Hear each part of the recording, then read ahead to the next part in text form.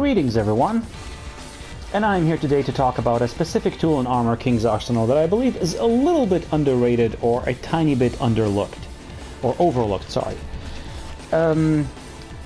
One of the first things that people name when they try to kind of like say a reason as to why Armor King is not particularly top tier in this game.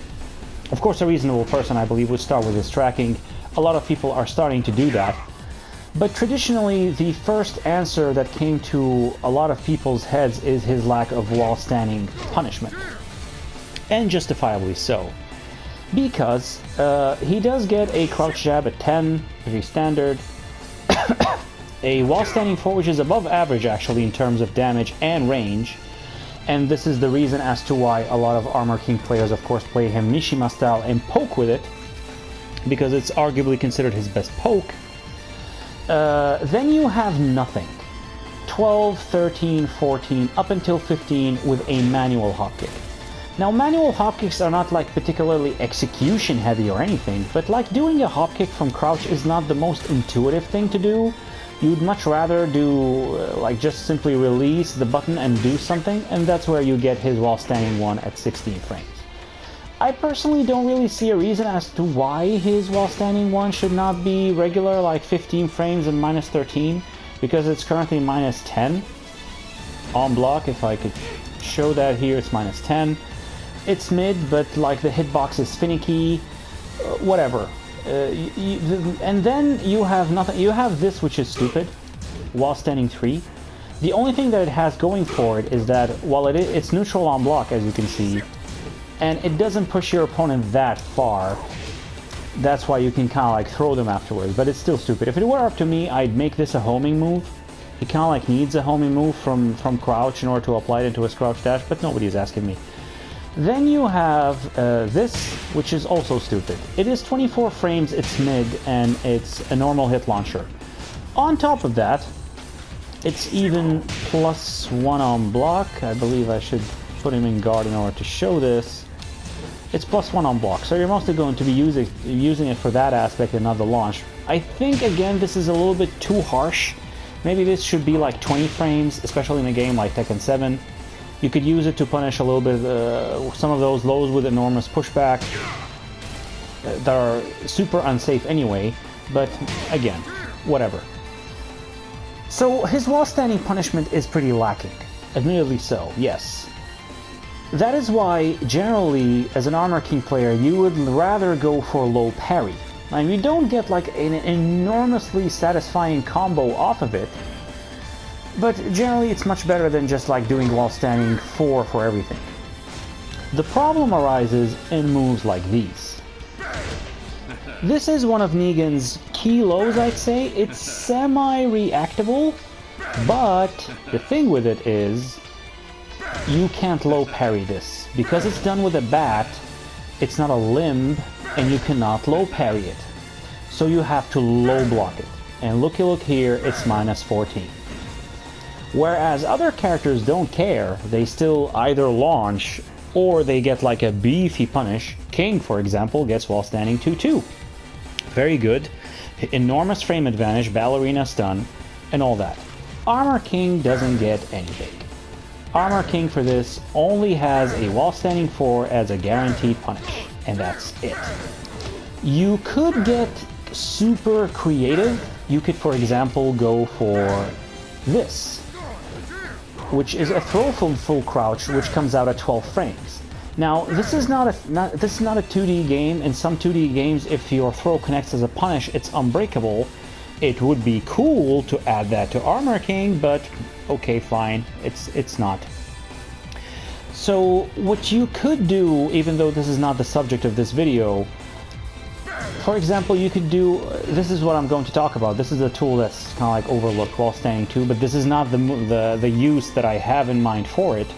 You could, for example, go for the fact that on hit, this is 17 damage, so 3 damage less than a while standing 4. But what it does is that it leaves your opponent closer, so you can realistically still mix them up. Whereas a while standing 4, look, it creates a much bigger distance between you and your opponent.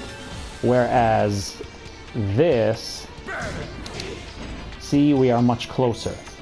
So you could, for example, punish with this and then go for a throw mix-up afterwards. You could mix that up with a Shining Wizard, which I doubt will come out now while I'm explaining things and I'm talking whatnot. I'll give it one last shot. It's not coming out, whatever. So you could kind of like get creative with stuff like this. You could get creative with stuff like that, but nothing is guaranteed aside from a wall standing 4. So it's moves like these that kind of like highlight how lacking Armor King's wall standing punishment is. But the reason I'm here to talk about his wall standing 2 is, as I assume most of you know, it's a counter hit launcher. On normal hit, it's not particularly rewarding, and another reason as to why you can't use it as kind of like willy-nilly as wall standing 4 is because it's -10 on block. So it's punishable, not by much, but still punishable. So why am I here to talk about wall standing 2? Well, yes, it's not going to change the argument of wall standing block punishment at all. The reason I believe this move is underused or underappreciated is stuff like this. This is a string. This string has a gap in it, which is a high for a second hit. Now, these types of strings are kind of like balanced around the fact that they have a like a high in the middle, which is duckable. This is a bad example of it because the final hit, which is a mid, is punishable anyway. But some moves, or some strings, sorry, don't have that, and they kind of like justify having the last mid of the string as safe because the second hit is a high and it's duckable. Now, if I'm willing to take this bad example here, the gap here is huge, where even Armor King's wall standing 1 at 16 frames is enough to launch. If you're super late, you can get clipped, but it's realistic to go for it. This version is a little bit less forgiving. A little bit less, but you can still get it. This is also kind of like one of those strings where you have a long time once you duck the second hit. But then you get to something like this, which is finally my point. This is high, high, mid. The final mid is safe, so you get nothing if you block it, okay? You have to duck the second hit. Now, getting a wall standing 1 here is very strict. If you hesitate for a second, you either get beat or you trade and the hit knocks down, okay? So you don't get a combo, and as you can see, we are equal in damage. So you can launch it with wall standing 1, but you have to, like, this is only realistic in practice mode, okay? In a real match, I guarantee you're not going to get this, okay?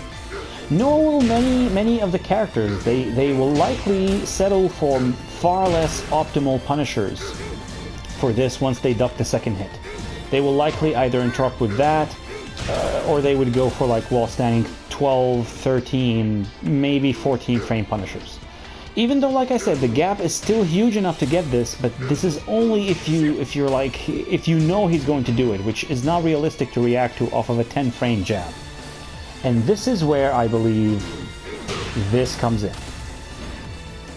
It is almost designed for launching in between gaps of strings.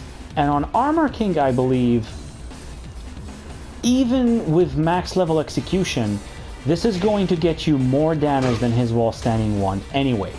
Because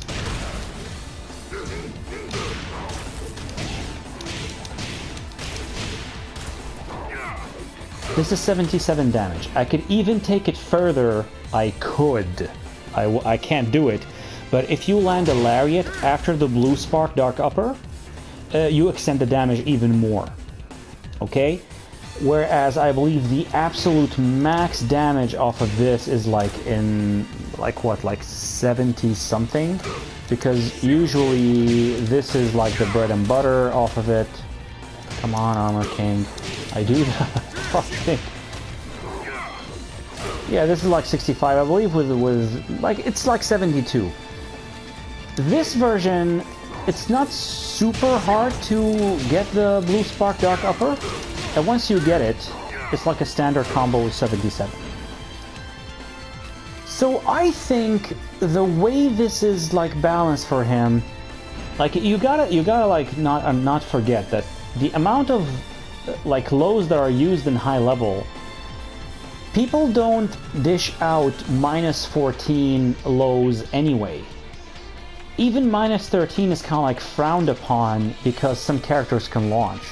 So most of the times when you block a low, like people go for low parries anyway. This thing with Negan here is a little bit rare to come across. Like Ganryu has a little bit of those.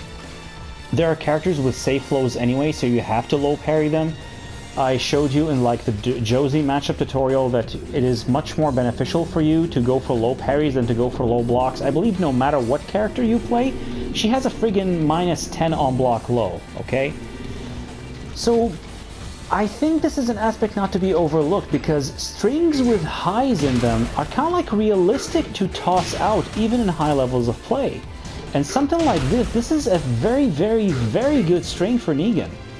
And like I said, like launching it with this is a little bit like you can only do this on a super hard read. And if you're late, you get knocked down and you trade and you don't get nothing, but this is a lot more forgiving. A lot more. And if you're going to like argue that, okay, you know what, I don't really care about like reliability, there is still big enough of a gap here for any character to launch. Well, not every, I believe, like Steve can do a launch from here, like characters with well-standing 18.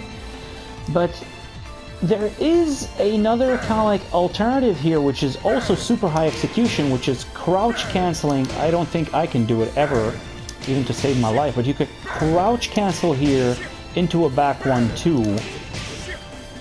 So if you really kind of like go full Jedi mode, you can like theoretically do this.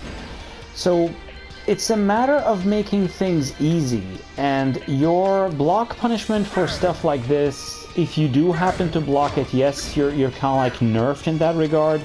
Maybe consider some of the things I said, maybe do while standing 2 anyway, and utilize the fact that your opponent is left closer to you. Of course, you have way less frame advantage, okay? This is +5, this is only +2. I know that. But still, I think you should not overlook how easy something like a while standing 2 like this makes things for you if you dock strings with highs in them. And I think at high enough levels of play, highs at the end, in the middle of strings, are a little bit more realistic to come across than flat out, let's say, -15, -14 lows. Now, of course, people who know the matchup are going to do those more on you, but usually you're going to low parry those anyway as Armor King if you know what you're doing. So this was the idea I had for today. Like, don't sleep on while standing 2. Yes, I would still rather have a functioning, normal while standing punishment like all other characters. I do think it's a little bit less of a factor than something like his tracking. Definitely, he needs tracking way more than he needs while standing punishment, in my opinion. Again, because you can low parry anyway. But don't underestimate how good something like this is for punishing stuff in between strings, especially if you, like I said, kind of like master the Blue Spark Dark Upper here. Even if you don't, like this combo, which is the easy version, is not bad at 66. Okay, but you know, getting the Blue Spark Dark Upper is not the most difficult thing in the world. You just have to time it a little bit. Okay. So, this was the idea for today's video. The reason I had Negan here is because he's the target for my next anti-character guide, so, you know, keep an eye out for that if you want to know, if you want a little bit more help in fighting Negan. And I believe this is it. So, I thank you all for watching, take care, and goodbye.